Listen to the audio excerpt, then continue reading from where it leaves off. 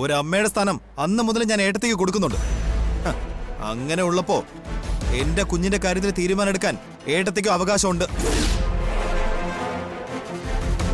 നീ പറഞ്ഞോന്ന് കരുതി ആ സ്ഥാനം മാറാനും പോകുന്നില്ല. ഇതിന്റെ പേരിൽ ഇനിയും നിങ്ങൾ വഴക്ക് കൂടണ്ട. ആതിരയ്ക്ക് അതാണ് ആഗ്രഹമെങ്കിൽ അങ്ങനെ തന്നെ നടത്താം. അതൊന്നും ശരിയാവത്തില്ല സേതുട്ടാ. അങ്ങനെ അവളുടെ ഇഷ്ടത്തിന് വിട്ടുകൊടുക്കാൻ പറ്റില്ലല്ലോ.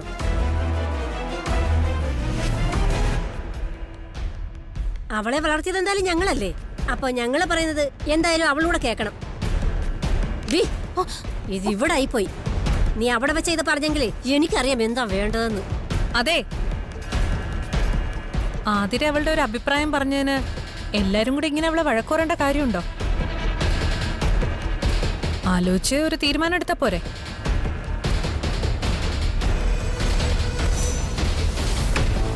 ആലോചിച്ച് ഞങ്ങളെടുത്ത തീരുമാനം തന്നെ അവന്തിക്ക് ഇവിടെ വെച്ച് നടത്താമെന്ന്.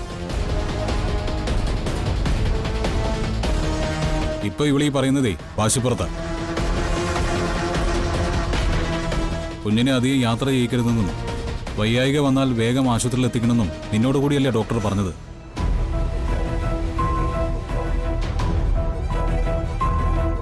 നിന്റെ വാശി സമ്മതിച്ച് അവസാനം എന്തെങ്കിലും സംഭവിച്ചാൽ നീ എന്ത് ചെയ്യും?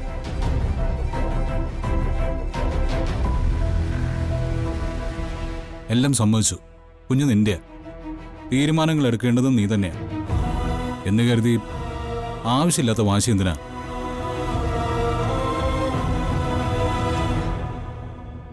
നീയും അർച്ചനയും തമ്മിൽ വഴക്കാവുന്നതും പിണങ്ങിയിരിക്കുന്നതൊക്കെ അത് നിങ്ങളുടെ കാര്യമാ. അതിനുവേണ്ടി ഇവിടെ ഉള്ളവരെ മുഴുവൻ നീ വിഷമിപ്പിക്കരുത്.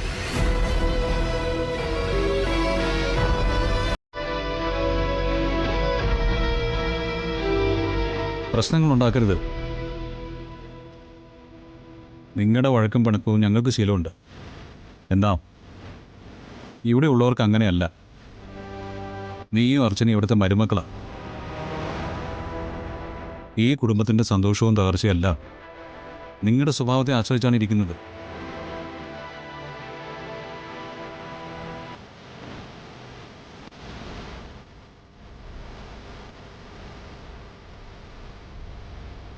വയ്യാത്ത ഇദ്ദേഹത്തെ ഓർത്തെങ്കിലും നീയായിട്ട് പ്രശ്നമൊന്നും ഉണ്ടാക്കരുത്. നൂലുകെട്ട് ചടങ്ങ് ഇവിടെ വെച്ച് തന്നെ നടത്തണമെന്ന് ഞങ്ങളുടെ തീരുമാനമാണ്. അതങ്ങനെ തന്നെ നടക്കണം. അതെ, ഇവളെന്തു പറഞ്ഞാലും ഇവിടെ ആരും അത് കാര്യമാക്കി എടുക്കണ്ട.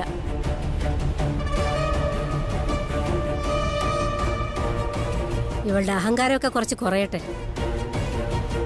നമ്മൾ തീരുമാനിച്ചതുപോലെ തന്നെ എല്ലാം നടക്കും. നടക്കണം. ഇനി ഇതിനെക്കുറിച്ചൊരു സംസാരം വേണ്ട. എല്ലാം നമ്മൾ തീരുമാനിച്ചതുപോലെ തന്നെ.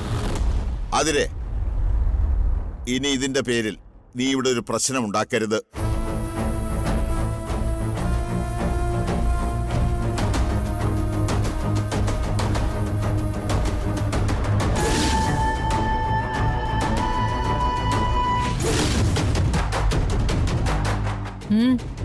ഇവിടെ കുഞ്ഞിന്റെ നൂലുകെട്ട് നടക്കുന്നു എന്നൊക്കെ അറിഞ്ഞു.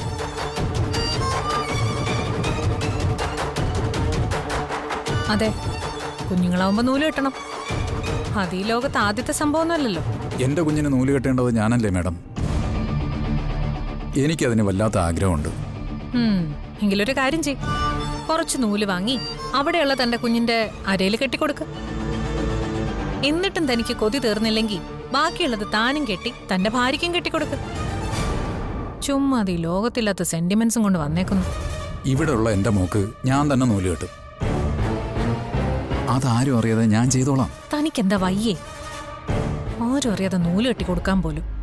ദേ, ഇമാതിരി മണ്ടത്തരം പറയാതെ പോവാൻ നോക്ക്. എന്റെ കയ്യിലുള്ളത് ഇവിടത്തെ കുഞ്ഞാ. ആ ദിവസം തന്നെ അതിനും ചടങ്ങുകൾ നടത്തണ്ടേ? അതിനെനിക്ക് കുറച്ച് പണം വേണം. നൂല് വാങ്ങാൻ 5-10 രൂപയാകും. അതും ഇല്ലേ തന്റെ കയ്യില്? ഇല്ലെങ്കിൽ ഇവിടെ നൂല് വാങ്ങുമ്പോ അതിന്ന് മുറിച്ചു തരാം. അതെങ്ങനെ ശരിയാവും മാഡം? ഞങ്ങളുടെ ബന്ധുക്കളൊക്കെ വരുമ്പോ അവര് ചോദിക്കില്ലേ ഓരോന്ന്? ചടങ്ങായി തന്നെ എല്ലാം നടത്തണം. അതിന് കുറച്ച് പണം തന്നേ പറ്റൂ. ഷെടാ, ഒരു ഉപകാരം ചെയ്തതിന് ചില്ലറ ബുദ്ധിമുട്ടൊന്നും അല്ലല്ലോ തന്നെ കൊണ്ട്. ഒന്നാമത് തന്റെ ഈ മുഖത്തിനും രൂപത്തിനും പഞ്ഞം പറയുന്ന വാക്കുകൾ ചേരുന്നില്ല. അത് കാണുമ്പോ തന്നെ മനുഷ്യന് ദേഷ്യം വരും. ആ അതുകൊണ്ട് ഇനിയും നിന്ന് തിരിയാതെ താൻ പോ. പണം ഞാൻ എത്തിച്ചു തന്നോളാം. പോരെ? ആ മതി, ധാരാളം മതി. ഓക്കെ, വലിയ ഉപകാരം. ഓ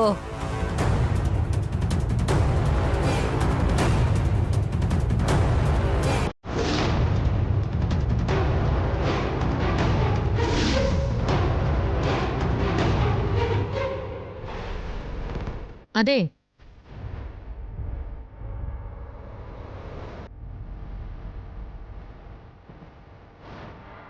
ശിവേണ്ണ എന്തിനാ ഇടയ്ക്കിടയ്ക്ക് നിങ്ങളോട് പണം ചോദിക്കുന്നത്?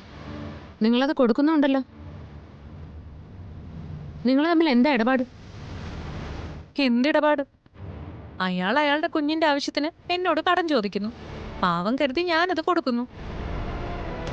എല്ലാത്തിലും സംശയം ഉണ്ടാകുന്ന നിനക്ക് ഇതിലും സംശയം ഉണ്ടെങ്കിൽ ഞാനൊരു കാര്യം ചെയ്യാം.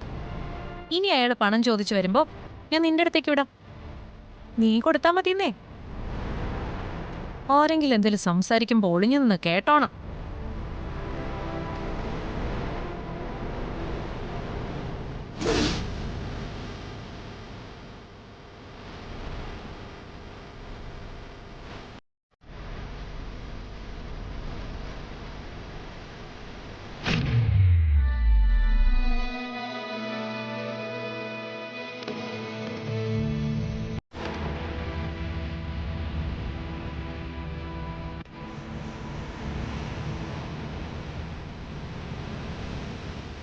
മനസ്സിലാവുന്നില്ല നിന്റെ ഉദ്ദേശങ്ങളെ, നമ്മുടെ മുന്നോട്ടുള്ള പോക്കിനെ. നന്ദന്റെ ഭാര്യയായി ഞാനും എന്റെ കെയർ ഓഫിൽ നീയും അവിടെ നുഴഞ്ഞു കയറിയതിന് ഒരേ ഒരു ലക്ഷ്യമേ ഉണ്ടായിരുന്നുള്ളൂ, ആ കുടുംബത്തെ തകർക്കുക. എണ്ണം പറഞ്ഞ് അവിടെയുള്ള ഓരോന്നിനെയും തീർത്തിട്ട് മറ്റെവിടേക്കെങ്കിലും പോവുക. എന്നിട്ടിപ്പോ നീ എന്താ ചെയ്തോണ്ടിരിക്കുന്നെ? ഒരു താലിയും കൊണ്ട് നടക്കുന്നു. ഇനി ഇതിങ്ങനെ തന്നെ മുന്നോട്ട് പോവാണെങ്കിൽ വലിയ പ്രശ്നമാവും അത്. എന്തു പ്രശ്നം? ഇനി എന്തു പ്രശ്നം അവിടെ വരാനുള്ളത്? നീ നേരത്തെ പറഞ്ഞ ലക്ഷ്യങ്ങളുമായി എത്ര വർഷമായിട്ട് നീ അവിടെ ജീവിക്കുന്നു? നിന്നെ കൊണ്ട് എന്തിനെങ്കിലും കഴിഞ്ഞോ? അതുകൊണ്ടാണോ നീ സ്നേഹയുടെ പുറകെ നടക്കുന്നത്? നിന്റെ കുഴപ്പം എന്താന്ന് എനിക്കറിയാം. എന്നെ കൊണ്ടൊന്നും പറയിക്കരുത്. നീ ഇപ്പൊ പറഞ്ഞ എന്റെ ആ കുഴപ്പം മാറ്റാൻ എനിക്ക് അവളെ വിവാഹം കഴിക്കണമെന്നൊന്നുമില്ല. നീ അന്ന് കണ്ടതല്ലേ എന്നോടൊപ്പം ഇറങ്ങി വരാൻ അവൾ തയ്യാറായി നിന്നത്. ഞാൻ കൂടെ കൊണ്ടുവരാത്തതിന്റെ കാരണം എന്താ? എനിക്കറിയാം അവളെ കൊണ്ടുവന്നു കഴിഞ്ഞാൽ 3-ന്റെ അന്ന് ഒരു ഒത്തുതീർപ്പിന് സേതുമാധവൻ എന്റെ മുന്നിലേക്ക് വരുമെന്ന്. എന്നിട്ടും ഞാനത് ചെയ്യാത്തത് നേരത്തെ നീ പറഞ്ഞ നമ്മൾ തീരുമാനിച്ച ലക്ഷ്യങ്ങൾ എന്റെ മനസ്സിലുള്ളത് കൊണ്ട് തന്നെയാ. ഇത് നീ ഇത്രയും വർഷം അവിടെ നിന്ന് ചെയ്തതുപോലെയല്ല. എന്റെ ഉദ്ദേശവും വഴിയും വേറെയാ. ചതി, സ്നേഹത്തിലൂടെയുള്ള നല്ല ഒന്നാം തരം ചതി. മരുമകളായി നിന്ന് പക മനസ്സിൽ കൊണ്ടു നടക്കുന്ന അവന്തികയുടെ ചതിയല്ല ഇത്. മനസ്സ് തുറന്ന് ഹൃദയം കൊടുത്തുകൊണ്ടുള്ള ചതി. ചിലപ്പോ കുറച്ച് ദിവസങ്ങളോ മാസങ്ങളോ കൂടുതലെടുത്താലും നെല്ലിശ്ശേരിയെ ആട്ടപ്പടലം തകർക്കാൻ എന്റെ ഈ സ്നേഹത്തിന് കഴിയും. ഞാൻ നിന്നോട് പല തവണയായിട്ട് പറയുന്നൊരു കാര്യമുണ്ട്. സ്നേഹയോട് ഒരു തരത്തിലുള്ള ഇഷ്ടവും ആത്മാർത്ഥതയോ എനിക്കില്ല. അത് ഈ ലോകത്ത് ആരോടെങ്കിലും ഞാൻ കാണിച്ചിട്ടുണ്ടെങ്കിൽ, അല്ലെങ്കിൽ ഇപ്പോഴും കാണിക്കുന്നുണ്ടെങ്കിൽ, അത് ഞാൻ എന്റെ സ്വന്തം പോലെ കാണുന്ന, നാളെ ഒരു സമയം സ്വന്തമാക്കണമെന്ന് ആഗ്രഹിക്കുന്ന നിന്നെയാണ്. നിന്നെ സ്നേഹിച്ച പോലെ സ്നേഹിക്കാനോ നീ സ്നേഹിക്കും പോലെ സ്നേഹിക്കപ്പെടാനോ മറ്റാരിൽ നിന്നും ഞാൻ ആഗ്രഹിക്കുന്നില്ല. നിന്നെ, എന്നെ, നമുക്ക് ജനിക്കാതെ പോയ കുഞ്ഞിനെ വരെ ദ്രോഹിച്ചിട്ടുള്ളവരാ നെല്ലിശ്ശേരിക്കാര്. അവിടെയുള്ള ഒന്നിന് ഞാൻ മാപ്പ് കൊടുക്കില്ല. അതിന് നിനക്കൊരു സംശയവും വേണ്ട. എല്ലാം നമ്മൾ പറഞ്ഞതുപോലെ തന്നെ ധനുഷ് നടത്തിയെടുക്കും. എല്ലാത്തിനെയും ഇല്ലാതെയാക്കി വലിയ കോർപ്പറേറ്റുകൾക്ക് എല്ലാം കൂടി വിറ്റിട്ട് സ്വസ്ഥമായും സമാധാനമായും അവന്തികയുമായിട്ടുള്ള ധനുഷിന്റെ ജീവിതം. അതിനുവേണ്ടി തന്നെയാ ഇതെല്ലാം ഞാൻ ചെയ്യുന്നത്. എനിക്ക് നീ മതി.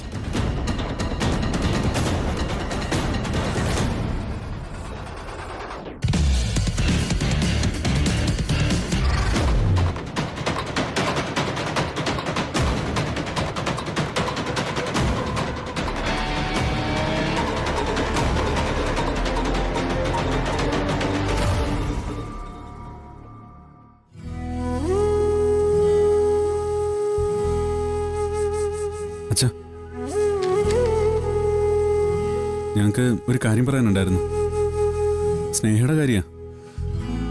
അവളെവിടെ ഇങ്ങനെ നിർത്തിയ ഓരോ ദിവസം കഴിയുന്തോറും അവളുടെ മാനസിക നില തെറ്റുമെന്നല്ലാതെ മറ്റൊരു ഗുണം ഉണ്ടാവില്ല. അതുകൊണ്ട് ഞങ്ങൾ മറ്റൊരു വഴി കണ്ടിട്ടുണ്ട്. നല്ലൊരാളെ കണ്ടുപിടിച്ച് വേഗം അവളെ വിവാഹം കഴിപ്പിക്കണം. ഒറ്റയ്ക്ക് ജീവിക്കുന്ന കാലം അത്രയും അവളെ ഇപ്പോഴുള്ള ഓർമ്മകൾ വേട്ടയാടിക്കൊണ്ടിരിക്കും. മറ്റൊരു ബന്ധത്തിലേക്ക് പോകുമ്പോൾ പഴയ കാര്യങ്ങളൊക്കെ അവൾക്ക് മറക്കാൻ പറ്റിയെന്ന് വരും. ഒരു തവണ നമ്മൾ അതിന് ശ്രമിച്ച് പരാജയപ്പെട്ടതല്ലേ? നിങ്ങൾക്ക് ഓർമ്മയുണ്ടല്ലോ അന്ന് നടന്ന പുകലുകളൊക്കെ.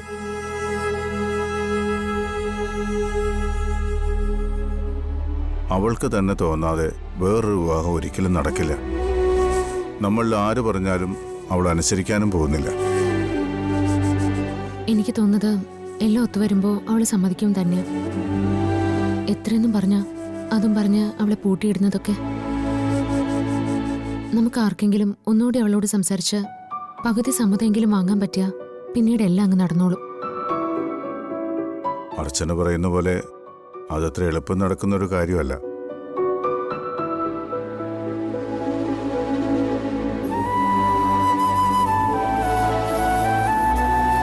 ഇത്രയും നാളും മറ്റൊരു വിവാഹത്തെ എതിർത്ത് അവളെ നമ്മൾ എന്തു പറഞ്ഞാ സമ്മതിപ്പിക്കുന്നത്? അങ്ങനെ അവള് സമ്മതിച്ചു എന്ന് തന്നെ ഇരിക്കട്ടെ. ഇങ്ങനൊരു മാനസികാവസ്ഥയിൽ സ്നേഹ വിവാഹം കഴിക്കാൻ ആര് തയ്യാറാകും? വരുന്നവരോട് നമുക്ക് സത്യം പറയാതെ നിവൃത്തിയില്ല. അങ്ങനൊരു സാഹചര്യത്തിൽ അവളെ വിവാഹം കഴിക്കാൻ ആരെങ്കിലും തയ്യാറാവുമോ? അത് ഞങ്ങൾ ഏറ്റച്ച. അർച്ചനയുടെ ഒരു കൂട്ടുകാരുടെ അനിയനുണ്ട്, നല്ല പയ്യനാ. IT കമ്പനിയിൽ നല്ല ജോലിയും ശമ്പളവും. സ്വഭാവം ഞാൻ അന്വേഷിച്ചിടത്തോളം കുഴപ്പമൊന്നുമില്ല. എന്റെ കൂട്ടുകാരി നീതുവിന്റെ അനിയനും. നീതുവിന്റെ അച്ഛനും അമ്മയും അധ്യാപകരാ. എനിക്ക് നേരിട്ടറിയാവുന്ന നല്ല കുടുംബം. ഞാൻ നീതുവിനോട് കാര്യങ്ങളൊക്കെ പറഞ്ഞു. അവർക്ക് എല്ലാവർക്കും സമ്മതം. ഇക്കാലത്ത് ഈ കാര്യങ്ങളൊക്കെ നോക്കുന്നത് മണ്ടത്തരമാണെന്ന് അവർ പറയുന്നത്. അവർക്ക് ഒരു ദിവസം വന്ന് സ്നേഹം ഒന്ന് നേരിട്ട് കണ്ടാൽ കൊള്ളാമെന്നുണ്ട്. അത് സംസാരിക്കാനാ ഞങ്ങളിപ്പോ അച്ഛനെ കാണാൻ വന്നത്. എല്ലാം അർച്ചന പറഞ്ഞിട്ടും അവർക്ക് ഓക്കെ ആണെങ്കിൽ വിട്ടുകളയണ്ട. നിങ്ങൾക്കൊക്കെ നല്ല അഭിപ്രായമാണെങ്കിൽ നമുക്ക് നോക്കാം. ഉടനെ അവരോട് ഇവിടേക്ക് വരാൻ പറയും. അതിനിടയ്ക്ക് സ്നേഹയോട് ഞാനൊന്ന് സംസാരിച്ച് നോക്കാം. അതിന്റെ ആവശ്യമില്ല.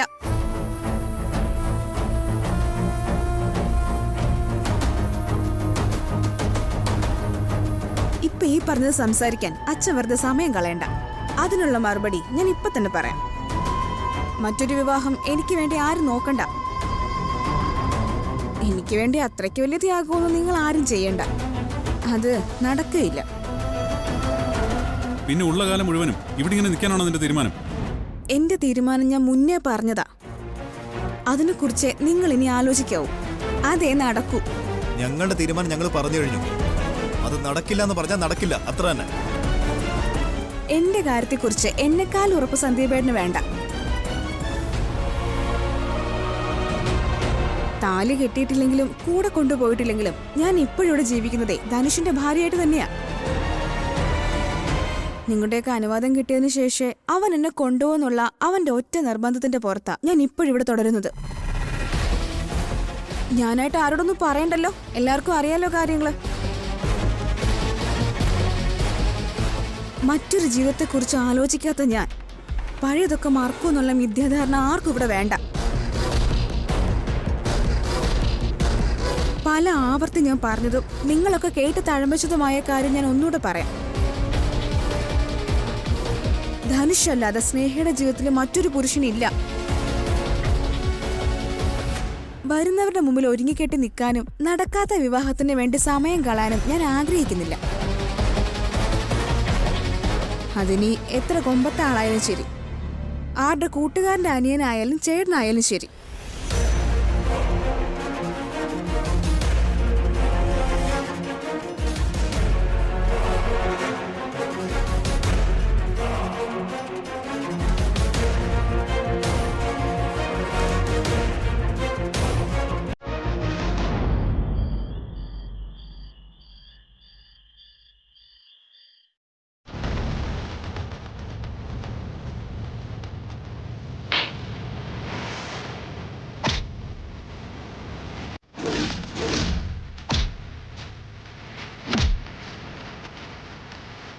അവൾക്ക് വേണ്ടി മരിക്കാൻ വരെ തയ്യാറായി നിൽക്കുന്ന എന്നെയാണോ നിങ്ങൾ തല്ലി അകറ്റാൻ നോക്കുന്നത്? ഞങ്ങൾക്ക് ഞങ്ങളുടെ സ്നേഹത്തിന് വേണ്ടി എത്ര അനുഭവിക്കാൻ ഞാൻ തയ്യാറാണ്. നിങ്ങൾ നിങ്ങളുടെ സ്വാധീനം വെച്ച് നാളെ എന്നെ കൊന്നാലും എനിക്ക് ഒരു കുഴപ്പമില്ല.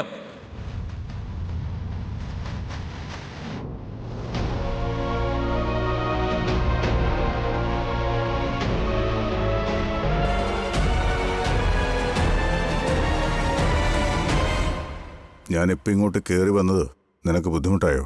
ബുദ്ധിമുട്ടോ? അച്ഛൻ എന്താ അങ്ങനെ ചോദിച്ചേ? ഞാൻ എപ്പോഴെങ്കിലും അച്ഛനോട് അങ്ങനെ പറഞ്ഞിട്ടുണ്ടോ? എൻ്റെ ഏറ്റവും ഇളയ മകൾ സ്നേഹം ഒരിക്കലും എന്നോടത് പറയില്ല. പക്ഷേ ഇപ്പൊ പലപ്പോഴും നീ എന്നോട് സംസാരിക്കുന്നത് എൻ്റെ മകളായി നിന്നുകൊണ്ടല്ല.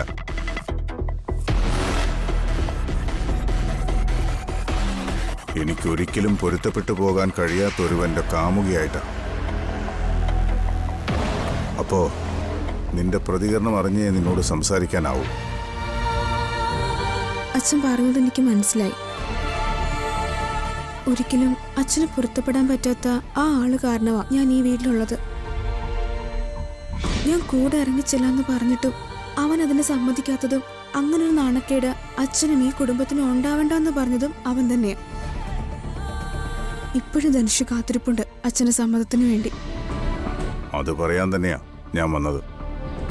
എൻ്റെ സമ്മതത്തിന് അവനോട് കാത്തു നിൽക്കണ്ടെന്ന് പറയാൻ. ഇനി എന്തൊക്കെ പറഞ്ഞാലും എത്ര നാടകം കളിച്ചാലും ശരി, ഇതിന് ഞാൻ സമ്മതിക്കില്ല. അച്ഛാ, ഞാനൊരു കാര്യം പറയാം.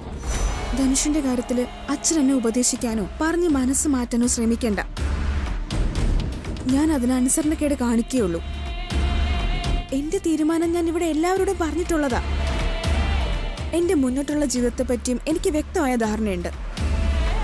അങ്ങനെ ഞാൻ മുന്നോട്ട് ജീവിക്കും. അങ്ങനെ നിന്റെ ഇഷ്ടത്തിന് ജീവിക്കാൻ പറ്റില്ലെങ്കിലോ? ഞാൻ പിന്നെ ആരുടെ ഇഷ്ടത്തിന് ജീവിക്കണം? അച്ഛൻ്റെയോ? അതോ ഏട്ടന്മാരുടെയോ? അതോ അവരുടെ ഭാര്യമാരുടെയോ? എന്റെ ജീവിതത്തിലൊരു തീരുമാനം എടുക്കാൻ എനിക്ക് അവകാശമില്ലെന്നാണോ അച്ഛൻ പറയുന്നത്? നിന്റെ ജീവിതം എങ്ങനെയെന്ന് തീരുമാനിക്കേണ്ടതും ജീവിച്ച് തീർക്കേണ്ടതും നീ തന്നെയാ. പക്ഷേ അത് തെറ്റായ തീരുമാനങ്ങൾ എടുത്തുകൊണ്ടല്ല. അത് തെറ്റായ തീരുമാനമാണെങ്കിൽ അതെടുത്തത് ഞാനല്ല, അച്ഛനും കൂടെ ചേർന്ന. ഞാൻ നിങ്ങളോട് പറഞ്ഞോ എനിക്ക് ധനുഷിനെ വിവാഹം കഴിക്കണമെന്ന്? ഇല്ലല്ലോ. എന്നോട് ഇങ്ങോട്ട് ആവശ്യപ്പെട്ടപ്പോഴല്ലേ ഞാൻ അതിന് തയ്യാറായത്. അതെ, തെറ്റ് ഞങ്ങളുടെ ഭാഗത്ത് തന്നെയായിരുന്നു. അത് തിരുത്താൻ തന്നെയാ ഞങ്ങളിപ്പോൾ ശ്രമിക്കുന്നത്. അങ്ങനെ നിങ്ങൾക്ക് തെറ്റ് പറ്റുമ്പോ ഒറ്റ വാക്കിൽ തിരുത്താൻ എന്നെ കൊണ്ട് പറ്റില്ല. ഇതിന്റെ മനസ്സിന്റെ ഇഷ്ടത്തിന്റെയും ജീവിതത്തിന്റെയും കാര്യമാ. എന്ത് കാര്യമായാലും അത് നടക്കില്ല എന്ന് പറഞ്ഞാൽ നടക്കില്ല, അത്ര തന്നെ. വിവാഹം ഒന്നും വേണ്ടെന്ന് വെച്ച് നീ ഇവിടെ നിന്നു പോയാലും ശരി, ധനുഷിനൊപ്പം നിന്നെ ഞാൻ വിടില്ല. എനിക്കറിയാം അവന്റെ ഉദ്ദേശം എന്താണെന്ന്. എന്റെ വിവാഹ സമ്മതമല്ല അവന്റെ ആവശ്യം, എന്റെ സ്വത്തുക്കളാ. അതെന്റെ മോൾക്ക് മനസ്സിലായിട്ടില്ലെങ്കിലും എനിക്ക് മനസ്സിലായിട്ടുണ്ട്. അവനോട് പറഞ്ഞേക്ക്, ഞാൻ കഷ്ടപ്പെട്ടുണ്ടാക്കിയ സ്വത്തിൽ ഒരു നയാ പൈസ അവന് കിട്ടില്ലെന്ന്, അത് സ്വപ്നം കാണണ്ടെന്ന്. അച്ഛൻ പറയുന്ന ഈ കാര്യങ്ങളൊക്കെ ധനുഷ് ചിന്തിച്ചിട്ട് പോലും ഉണ്ടാവില്ല. അല്ലെങ്കിലും ഞങ്ങൾ പരസ്പരം സ്നേഹിച്ചത് അച്ഛന് സ്വത്തുക്കൾ കണ്ടിട്ടൊന്നുമല്ല, എങ്ങനെയും കഷ്ടപ്പെട്ട് ജീവിക്കാൻ കരുതി തന്നെ. എനിക്ക് ഉറപ്പുണ്ട് എന്നെ അവന് നന്നായിട്ട് പോറ്റാൻ പറ്റുമെന്ന്. ഇവിടത്തേക്കാൾ സന്തോഷത്തിൽ എനിക്ക് അവനോട് ജീവിക്കാൻ പറ്റുമെന്ന്. അതുകൊണ്ട് ഞാൻ ധനുഷിന്റെ ഒപ്പം ജീവിക്കുന്നുള്ളൂ. ഞാനോ ധനുഷോ ഒരിക്കലും അച്ഛനെ സ്വത്ത് ചോദിച്ചു വരില്ല. എത്ര ബുദ്ധിമുട്ടി ഇനി പട്ടിണി കിടന്നാലും ശരി, ഒരു രൂപയ്ക്കോ ഒരു നേരത്തെ അന്നത്തിനോ അച്ഛന്റെ മുമ്പിൽ കൈ നീട്ടേയില്ല. അപ്പൊ നീ പറഞ്ഞതിന്റെയൊക്കെ അർത്ഥം എന്ത് പറഞ്ഞാലും നീ അവന്റെ ഒപ്പമേ ജീവിക്കൂ എന്നല്ലേ? അതെ, അത് തന്നെ ഞാൻ കുറെ നാളായിട്ട് ഇവിടെയുള്ളവരോട് എല്ലാവരോടും പറയുന്നേ. അതിന് ഞാൻ അനുവദിച്ചില്ലെങ്കിൽ? ഈ സമയം മനസ്സിൽ കണക്കൂട്ട് തന്നെയാണ് ജീവിക്കുന്നത്. ആ സമയം വരെ ഞാൻ കാത്തു നിൽക്കും. അത് കഴിയുമ്പോൾ ഞാൻ ധനുഷിനൊപ്പം ഇറങ്ങിപ്പോവും. അതാവും സംഭവിക്കുക. അതുവരെ നീ ഇവിടെ നിൽക്കണ്ടെങ്കിലോ? എന്റെ ചെലവിൽ നിന്നുകൊണ്ട് നീ അനുസരണക്കേട് കാണിക്കണ്ട. എന്റെ ചെലവിൽ ജീവിക്കുമ്പോൾ ഞാൻ പറയുന്നത് നീ അനുസരിക്കണം. അതിന് പറ്റില്ലെങ്കിൽ ഇറങ്ങണ ഇവിടെന്നോ? ഇറങ്ങിക്കോളാം. ധനുഷ് ഇവിടെ വരേണ്ട സമയം ഞാൻ അവനോടൊപ്പം ഇറങ്ങിപ്പോക്കോളാം. പറ്റില്ല. ഇനി ഒരു നിമിഷം നീ ഇവിടെ വേണ്ട. 4-1 ചത്ത് മണ്ണടിഞ്ഞെന്ന് ഞാൻ കരുതിക്കോളാം. ഇറങ്ങി വീട്ടിൽ നിന്ന് ഇറങ്ങി പോകാൻ.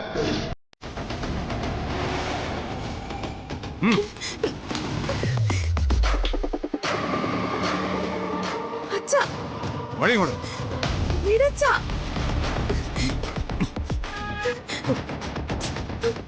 എന്താ അച്ഛാ? അർച്ചന മാറ അച്ഛാ, മാറാൻ വഴി കൊണ്ട്. അച്ഛാ, ഓ, അച്ഛാ. അവൻ വന്ന് വിളിച്ചിറക്കിക്കൊണ്ട് പോകും വരെ നീ നിൽക്കണ്ട. വയ്ക്കോ. എന്റെ സമ്പത്തിന്റെ സുരക്ഷയില്ലാതെ വെറും കൈയോടെ ചെല്ലുന്ന നിന്നെ അവൻ ആട്ടി ഇറക്കിയില്ല എങ്കിൽ എന്റെ പേര് സേതുമാധവൻ എന്നല്ല.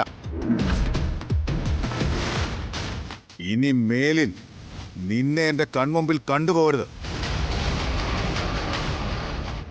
ഞാൻ മരിച്ചു എന്നറിഞ്ഞാൽ പോലും ഈ പടി ചവിട്ടി നീ വരരുത്. ഇറങ്ങിപ്പോടി. പോകാൻ.